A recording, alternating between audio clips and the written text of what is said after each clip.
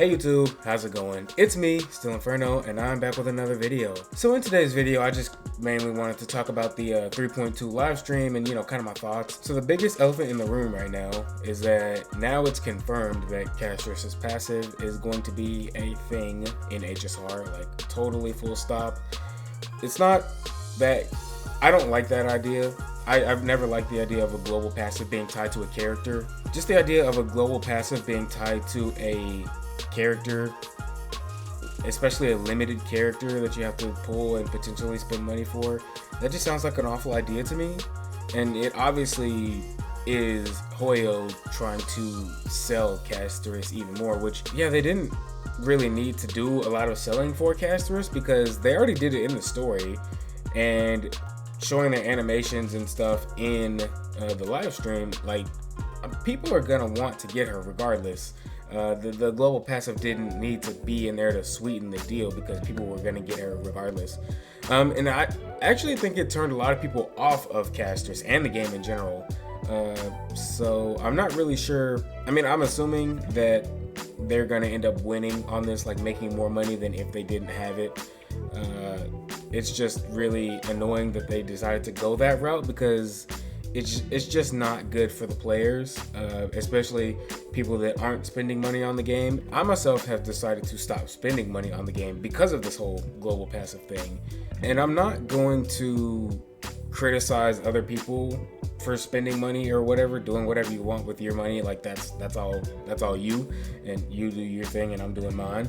But yeah, I just don't want to support a company that has that sort of system in place, especially because we know Hoyo has a tendency to put things in the game, and then when they know that we're not going to fight it, at least not in a way that they care about, then they'll continue to do more and more of that, and it's just gonna get worse. So yeah, you can definitely expect more global passives to be tied to limited characters in the future. And of course, Caster's isn't, like, it's not all that insane.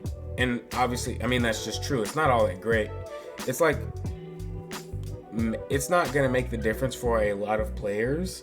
However, the fact that global passives exist now in the game as a theory, it's just going to allow Hoyo to make more busted ones and better ones and put them on future characters. That way, you're more incentivized to pull them because of that stuff. And I heard this in, I don't remember I was watching someone's video on it. I don't remember who exactly said it, but they were saying it takes away the player's power of deciding who they want to pull.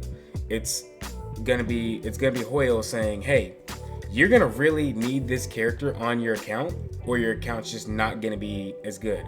And maybe even a global passive that they have is gonna be needed to beat certain content. Like this MOC is like, oh, if you don't have this global passive, you just you won't beat it or clear it nearly as easily. And yeah, that's not good. That's not good at all for the players. And I guess that they imagine that this is going to be good for them long term, but I just can't see it. And honestly, I hope that it kind of blows up in their face, to be honest with you.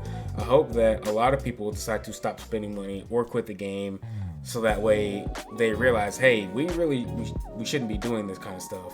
I'm going to keep playing the game because I'm separating the game of Honkai Star Rail from Hoyoverse. The game itself, like, is pretty fun. I still enjoy it. I still enjoy playing it, which is obviously why I'm going to continue playing it. But I do realize that Hoyoverse is doing a ton of shady stuff, and I got to keep an eye on it to make sure that they're not gonna ruin the game. And if they do, then yeah, it absolutely would be time to move on and go find something else. If they stop with just Casterus's global passive and never put another global passive in the game again, that would be at least a step. They obviously can't go back and remove Casterus's passive once it's in the game. So I guess a step in the right direction would at least be them saying, hey, we understand that you guys don't like global passives, and we're not going to be putting global passes on any character in the game ever again.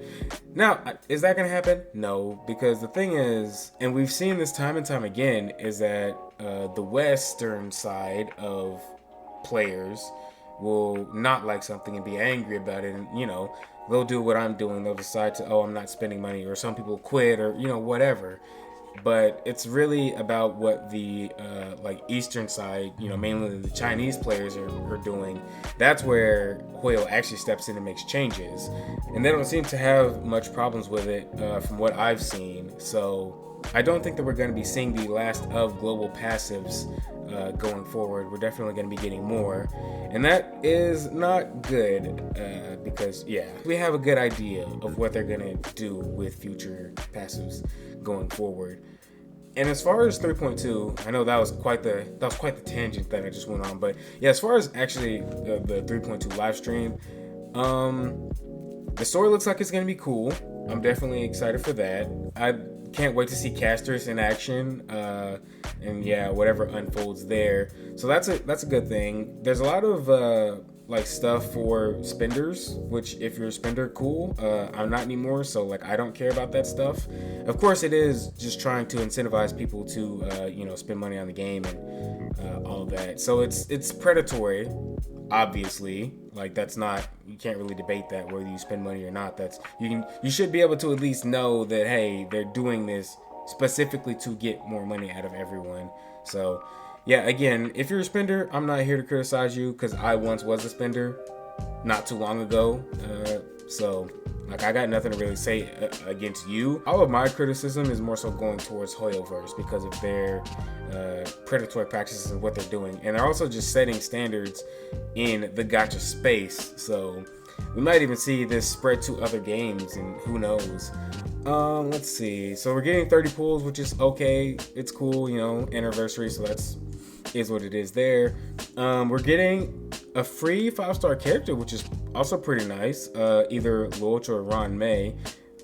I don't really need either one of them because I already have E1 Ron May, and I don't use Loach at all anymore, so I don't know. It's not that big a deal to me, but for people that don't have Ron May, she may not be as valuable these days as like a Tribby or even a Robin, but she's still very good. If you don't have her or you don't have her E1, I would 100% recommend getting that. So there's the whole thing where if you have an E6 5-star and you get another one, so you lose it. Say you have a standard 5-star E6 and you lose the 50-50 to that 5-star, you get these things. The silver version of them, I don't remember the names. I'm just kind of shooting off the hip here. But you get the silver version, and you can trade 2 of those for a golden version, which you can trade for a 5-star in the shop. So that's, it's not really like anyone that's free to play pretty much won't have access to that for a very long time, and even some spenders. I don't even know if I have an E6 standard 5-star. So yeah, even some spenders, it would still take a long time to actually make that system relevant. Now we are getting one for free, which I think is what we're gonna, I think that's how we're gonna be able to get the Ultra Ron May. The customizable 50-50 loss pool. I think that's a good idea. So they added a system to the 50-50 to where you can customize your pool of characters that you can lose to. And they're adding Blade, Sela, and Fu Xuan. So that's kind of cool. Blade mains, Sela mains, and people that use Fu Xuan. I use Fu Xuan actually to this day as my sustain in my Silver Wolf team. For me, I'm definitely taking out Japard, I'm definitely taking out Bailu, and probably Yang Qing. And then putting those 3 in. And I assume and hope that they're going to be adding more 5-stars, as time goes on. Also, another thing is in 3.4, they're going to be buffing certain characters. They're going to be buffing Blade, Kafka, Jing Liu, and Silverwolf.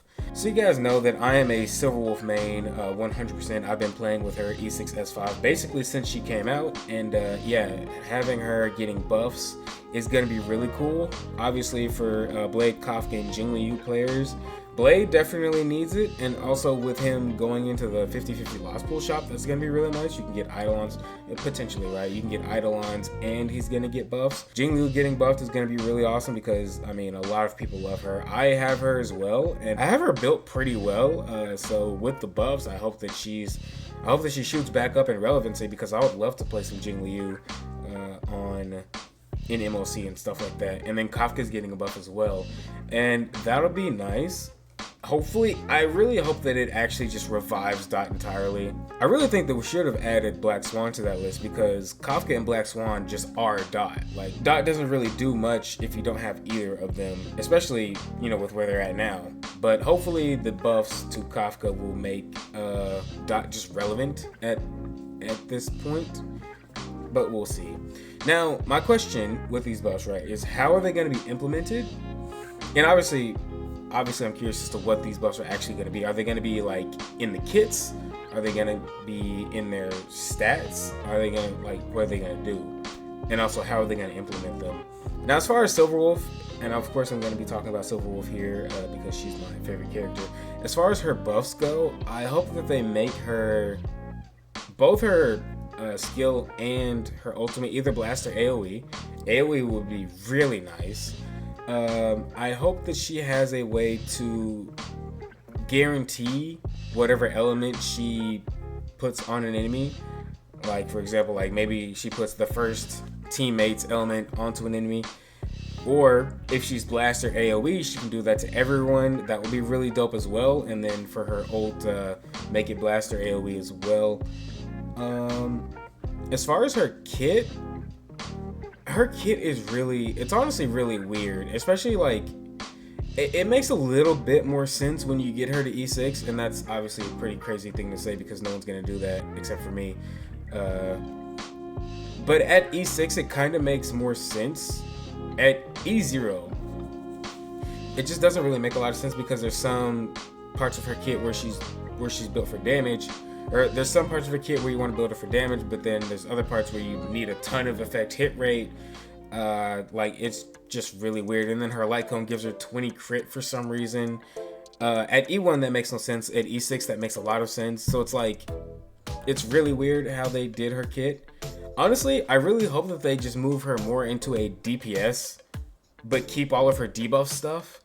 You know, the 40-something% defense shred on her ult, all the bugs that she can implant. Like, I hope that they keep all of that stuff in her because obviously Silverwolf and debuffs just make a lot of sense. But I also hope that they, again, just move her into more of a DPS role, like in a blaster AoE DPS with those debuffs. That would be ultimate goal for me, and that would just make her even more cool than she already is. And yeah, I can't wait. But also the fact that these buffs aren't rolling out until 3.4 seems odd to me. I mean, they announced that characters were going to be getting buffs, in like 3.0 or something like that. So the fact that they're not coming out until 3.4 is pretty weird to me. Like, I don't know why they couldn't come out in like 3.2. Apparently, we're going to be getting another free 5-star at some point. We don't know when and we don't know who. Maybe it's got something to do with the Fate collab. We also haven't heard anything about that specifically either. So yeah, there's just a lot of things that we don't know, a lot of things that are up in the air right now. So I don't really have much to say about that stuff right now just because I don't know anything about that.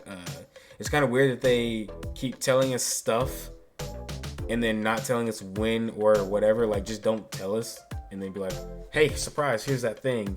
You know, I really hope that they realize that they're doing things that players don't like. And another thing that I don't like in the live stream, they didn't really say anything about, like, I know for a fact that they know that a lot of players don't like the global passive stuff. Now, of course, we know that they don't really care about the West's opinions, but still, it's just disappointing. Like, they didn't even mention anything. Like, they just said, oh, hey, she has that passive. Wait, what? She has a passive? And yeah, that's about it. They didn't say anything else about it. And then they kind of shoved all this other stuff in. If they just didn't have that passive, then 3.2 would be insane. But with it, it almost looks like they, you know, are just shoving this stuff in here to try to appease people because they know how much we don't like the passive. It's just weird and I don't quite understand it. But yeah, that's the route that they chose to go. So we'll see how things play out for them and for us as the players. I think that's most of the stuff that I wanted to cover. Yeah, Caster's global passive bad. Silverwolf getting buffs. Big win there.